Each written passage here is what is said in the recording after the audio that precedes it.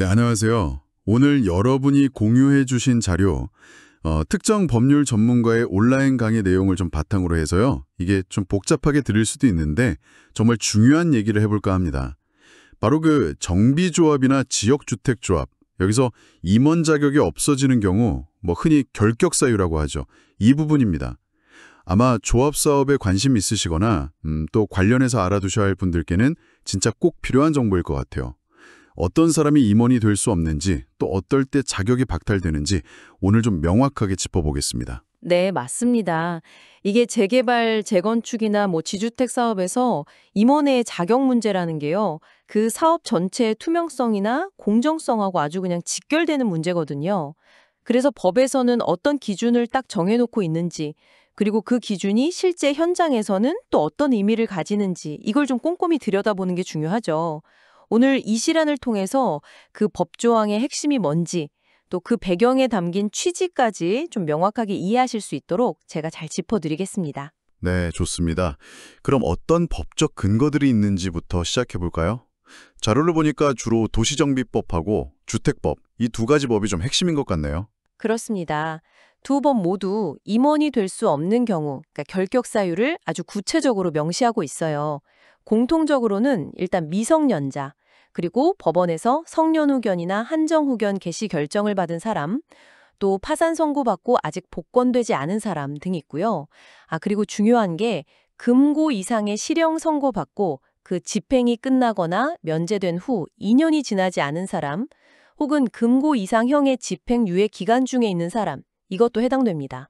여기서 금고는 아시겠지만 징역하고는 조금 다르게 교도소에서 노역을 강제로 하지는 않는 그런 자형형이죠. 아, 그렇군요. 근데 도시정비법에는 그 법 자체를 위반했을 때만 적용되는 좀 더 특별한 조항도 있는 것 같던데요. 그 벌금 100만 원 이상 선고받고 10년, 이게 안 지나면 임원이 될 수 없다. 이런 내용이요. 네, 맞아요. 그게 도시정비법만의 좀 특징적인 부분입니다. 벌금형인데도 불구하고 꽤 엄격하죠. 10년이라는 기간도 그렇고요. 반면에 주택법에서는 몇 가지 사유가 좀 더 추가가 돼요. 금고 이상형의 선고유예 기간 중인 사람. 예. 이것도 포함됩니다. 아, 집행유예가 아니라 선고유예까지요? 네네. 선고유예는 유죄는 맞는데 형의 선고 자체를 미루는 거잖아요. 그것도 해당되고요. 또 법원 판결 같은 걸로 자격이 상실되거나 정지된 사람. 그리고 이게 또 중요한데 해당 조합의 공동사업 주체나 아니면 업무 대행사 있죠. 그 임직원도 결격 사유에 해당해요. 아, 업무대행사 임직원까지. 네. 이건 당연히 사업 과정에서 어떤 이해 충돌이 생길 수 있으니까 그걸 막기 위한 장치라고 보시면 됩니다. 그렇군요.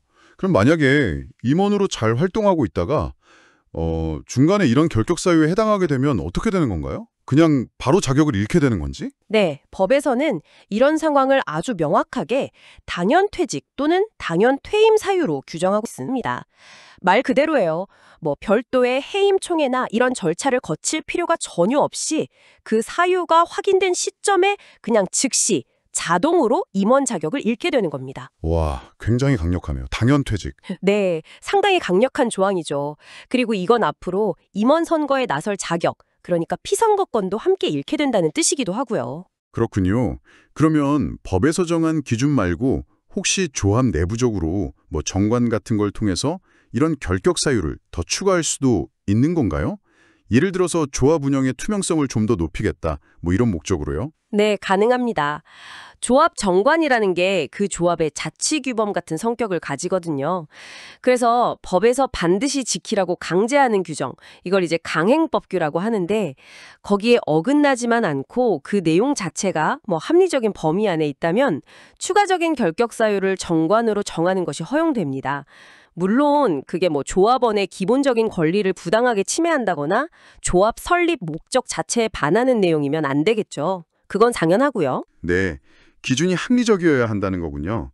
아, 그리고 세부적인 해석도 참 중요해 보이는데 자료에 보니까 좀 흥미로운 사례가 하나 있었어요. 도시정비법 위반으로 벌금을 50만 원씩 두 번을 냈어요. 그럼 총 100만 원이잖아요. 이게 아까 말씀하신 도시정비법상 벌금 100만 원 이상 결격 사유, 여기에 해당될까요? 합산해서 보는 건지 아니면 한 번에 100만 원이어야 하는 건지 좀 궁금하네요. 아, 그거요. 그거에 대해서 국토교통부 유권 해석이 있었는데요. 결론부터 말하면 결격 사유에 해당하지 않는다고 봤습니다. 법조문을 보면 벌금 100만 원 이상의 형을 선고받고 이렇게 되어 있잖아요. 이 문구는 한 번의 재판에서 선고된 그 벌금액 자체가 100만 원 이상인 경우를 의미하는 거지 여러 번 받은 벌금을 합산하는 개념은 아니라고 해석한 겁니다. 아, 한 번의 선고 액수가 기준이군요. 합산이 아니고요. 네, 그렇죠.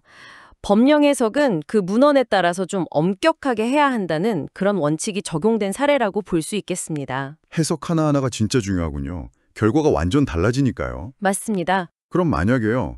명백하게 결격 사유가 있는 임원이 있는데 이 사람이 계속 직무를 수행하려고 한다면 조합원들 입장에서는 어떻게 대응을 해야 할까요? 그런 상황이라면 그 해당 임원을 상대로 해서 법원에다가 직무 집행 정지 가처분 신청 이런 법적 조치를 취할 수가 있습니다. 실제로 주택법상 결격 사유가 있는 그 업무 대행사 관련 인물이 조합장으로 선출됐던 사안이 있었거든요. 그때 법원이 창립총회 결의 자체의 효력을 문제 삼아서 아예 총회 개최를 금지하는 그런 가처분 신청을 받아들인 사례도 있었습니다. 아, 총회 자체를 못하게 막은 거군요. 네, 그러니까 조합원들의 권리를 보호하기 위한 아주 중요한 법적 수단이 되는 거죠. 결국 조합 임원의 자격 요건은 법으로 상당히 엄격하게 관리가 되고 있고 이걸 위반하면 뭐 별도 절차 없이도 그냥 바로 자격을 잃게 된다는 점, 그리고 조합 스스로 더 엄격한 기준을 만들 수도 있다는 거. 이게 오늘 이야기의 핵심인 것 같아요. 맞습니다. 특히 아까 그 벌금형 해석 사례에서 보셨듯이 법 조문 하나하나를 어떻게 해석하고 적용하느냐에 따라서 실제 결과가 확 달라질 수 있다는 점도 꼭 기억해야 하고요. 이 모든 장치들은 결국 뭐랄까 조합 운영의 투명성 그리고 공정성을 확보하기 위한 그런 중요한 노력들이라고 할 수 있겠습니다. 네, 오늘 저희가 같이 짚어본 내용이 이 조합 사업의 좀 복잡한 법적인 측면들 이해하시는데 조금이나마 도움이 되었으면 좋겠습니다. 마지막으로 이런 생각도 한번 해보면 어떨까 싶네요. 법이나 정관에 딱 명시된 이런 객관적인 결격 사유들 말고요.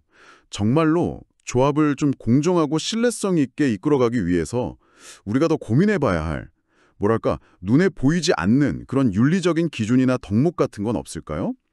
이 질문은 한번 각자 곱씹어 볼 만한 지점이 아닐까 싶습니다.